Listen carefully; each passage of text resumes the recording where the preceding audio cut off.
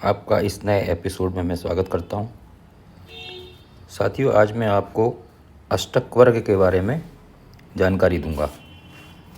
अष्टक वर्ग ज्योतिष में बहुत ही महत्वपूर्ण है। आपने सुना ही होगा अष्टक वर्ग के बारे में, और विशेष तौर पर यह दशाओं में और गोचर में ये काम आता है। अष्टक वर्ग का इस्तेमाल जो है दशा के समय और गोचर के समय अधिक काम आता है।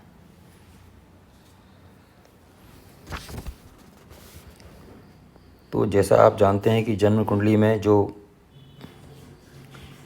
लग्न हमारा होता है, लग्न पत्रिका जो होती है, D1 चार्ट जिसको बोलते हैं, वो फिक्स रहता है ना, वो बदलता नहीं है। लेकिन ग्रह जो है निरंतर अपनी चाल से, जो भी उनकी फिक्स चाल है, उस स्पीड से चलते रहते हैं। और इसी को हम गोचर कहते हैं। आपने सुना होगा कि गोचर शब्द सुना होगा, बहुत ज़्यादा ज्योतिष में बहुत इस्तेमाल होता है। तो वह गोचर इसी को कहते हैं जो ग्रह धीरे धीरे चलते रहते हैं। जैसे चंद्रमा तो आपको दिखाई देते हैं रोज़ रोज़, अपनी कलाओं को भी, उनकी कलाएं भी बदल जाती हैं, है ना। सूर्य भी देखा होगा आपने, क्योंकि ये दोनों ग्रह हमको दिखाई देते हैं अपनी आँख से। तो इसी प्रकार बाकी ग्रह भी चलते रहते हैं। और जन्म कुंडली में जब कोई ग्रह शुभ स्थिति में होता है और गोचर में भी मान लीजिए वो शुभ स्थिति में हो, तो क्या होता है कि बहुत अच्छा फल होता है और उस ग्रह का पूर्ण फल मिलता है और जल्दी मिलता है ना। और अगर लेकिन कुंडली में अच्छा हो लेकिन गोचर में अच्छा ना हो, या कुंडली में अच्छा ना हो और गोचर में अच्छा हो, तो क्या होगा, तो उसके फलों में कमी आ जाती है। और कुंडली में भी खराब है और गोचर में भी खराब है, तो काफ़ी अशुभ फल दे सकता है। तो यही सब जानने के लिए कि कैसा फल देगा, क्या फल देगा, इसको जानने के लिए हमारे जो आचार्य थे, ज्योतिष के आचार्य थे, हमारे ऋषि मुनि थे, उन्होंने अष्टक वर्ग का निर्माण किया। ठीक है ना। मतलब मोटे तौर पे आप समझ सकते हैं कि जो हमारे ग्रह चल रहे हैं अपनी स्पीड से, अपनी चाल से, तो वो जब विभिन्न भावों में हमारे आएंगे जो हमारी कुंडली के, तो वो कैसा फल देंगे। अपने हिसाब से तो देंगे ही देंगे, कुंडली में जो उनकी स्थिति है उसके हिसाब से तो देंगे ही, लेकिन गोचर के उसको मिला के कैसा फल देंगे, उसी को अष्टक वर्ग में समझाया गया है। तो अष्टक वर्ग थोड़ा सा बड़ा चैप्टर है, थोड़ा सा इसको समझना पड़ेगा आपको, और ध्यान से सुनना भी पड़ेगा। ध्यान से आप इसको सुनिए, एक बार सुनिए, दो बार सुनिए। तो इसमें क्या है, अष्टक वर्ग में देखिए आपके सामने मैंने उदाहरण इसका स्क्रीनशॉट दिया है। ये एक तो गुरु का अष्टक वर्ग है, उसके नीचे शनि का है, ये भृग वष्ट जो है ये शुक्र का है ना, और लग्न का है। तो टोटल कितने प्रकार के अष्टक वर्ग होते हैं? 7 प्रकार के अष्टक वर्ग होते हैं, 7 ग्रहों के और 1 लग्न का। तो कुल मिला के 8 वर्ग हो गए, इसीलिए उनको अष्टक वर्ग कहा जाता है। 7 ग्रहों के और 1 लग्न का। इसमें राहु और केतु का अष्टक वर्ग नहीं होता है। तो इसमें इसको बनाते कैसे हैं, देखिए इसमें जो आपके सामने है, इसमें कहीं देखिए, इसी को जो लेफ्ट में कुंडली दी हुई है, इसको हम देखेंगे तो इसमें 6 नंबर कन्या राशि लिखी हुई है और 4-5 बिंदु बने हुए हैं और 3 खड़ी रेखाएं बनी हुई हैं और सूर्य और बुध लिखा हुआ है। ठीक है। इसी प्रकार से विभिन्न भावों में कुछ बिंदु और कुछ रेखाएं बनी हुई हैं।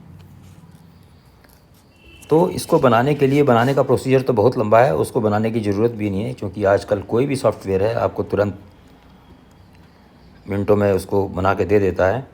और आपको अगर आप मैनुअली बनाएंगे तो शायद 1 घंटा एक को बनाने में लगेगा, और उसमें भी कुछ गलती हो सकती है।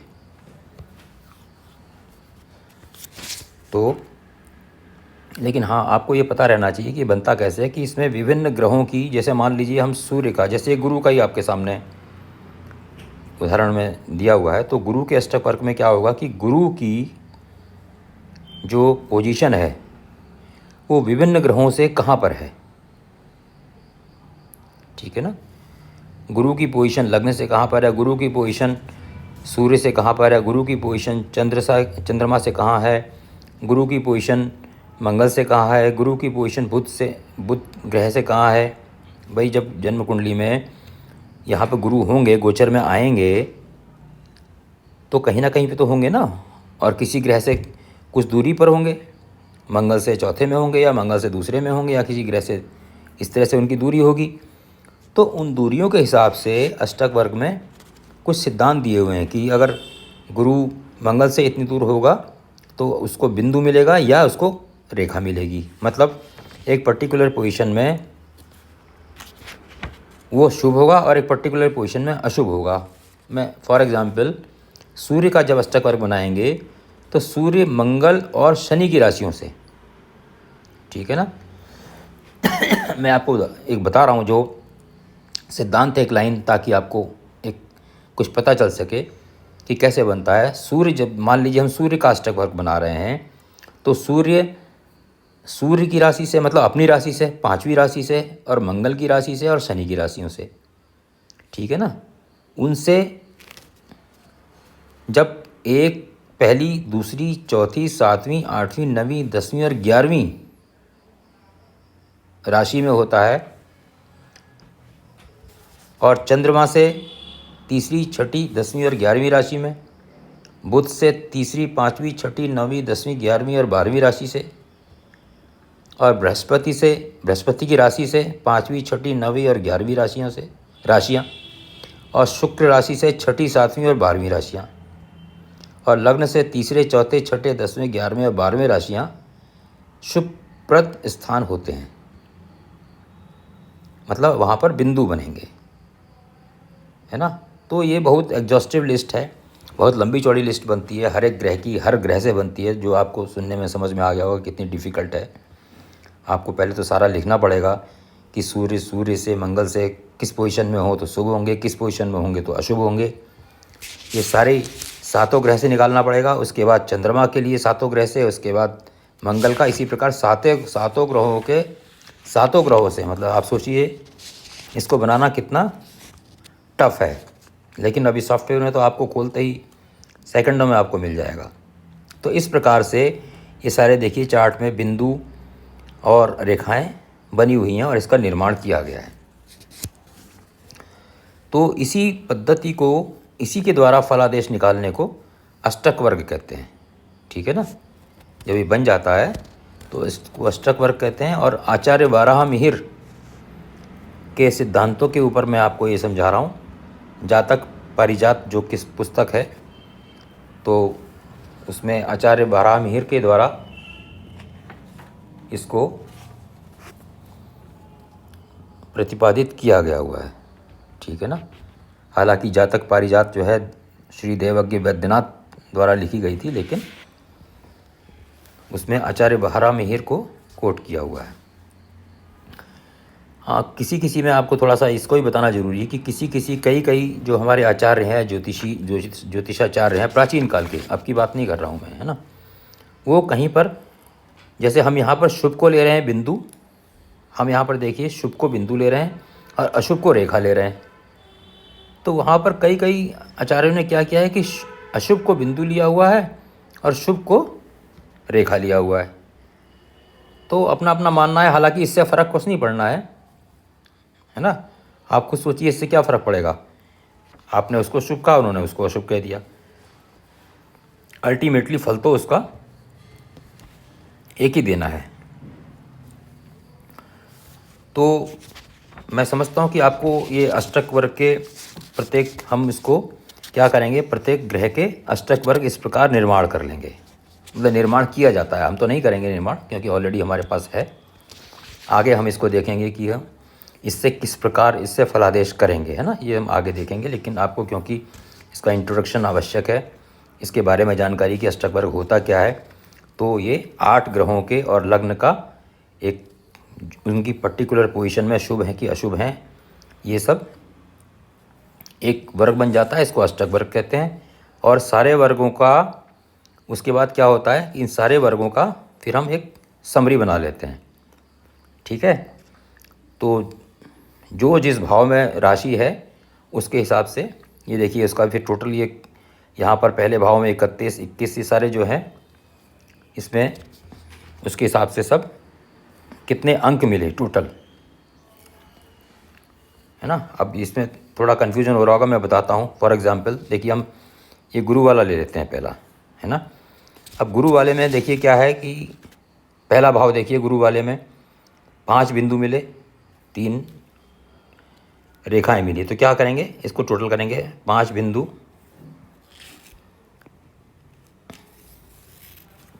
5 बिंदु यहाँ ले लेते हैं, वहाँ पेन नहीं चल रहा मेरा। ये शनि वाले को ले लेते हैं। देखिए इसमें क्या है कि पहले भाव को लीजिए, 4 बिंदु हैं और 4 ही रेखाएं हैं, ठीक है ना। अब दूसरे भाव में चलिए, 4 बिंदु हैं और 4 ही रेखाएं हैं। तीसरे भाव में चलिए, 2 2 4 2 6 2 2 4 2 6 2 बिंदु हैं,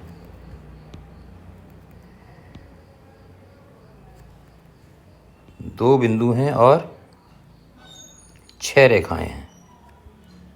इसी प्रकार चौथे भाव में 5 रेखाएं, 3 बिंदु। पाँचवें भाव में 2 बिंदु, 6 रेखाएं। और छठे भाव में 3 बिंदु, 5 रेखाएं। सातवें भाव में 2 बिंदु, 2 2 4 2 6 6 रेखाएं। आठवें में 4 बिंदु, 4 रेखाएं। नौवें में 4 बिंदु, 4 रेखाएं। 10वें में 4 बिंदु, 4 रेखाएं। 11वें में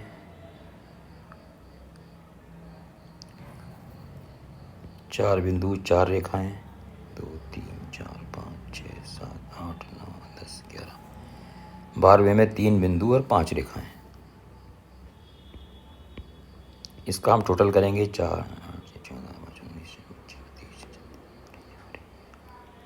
57।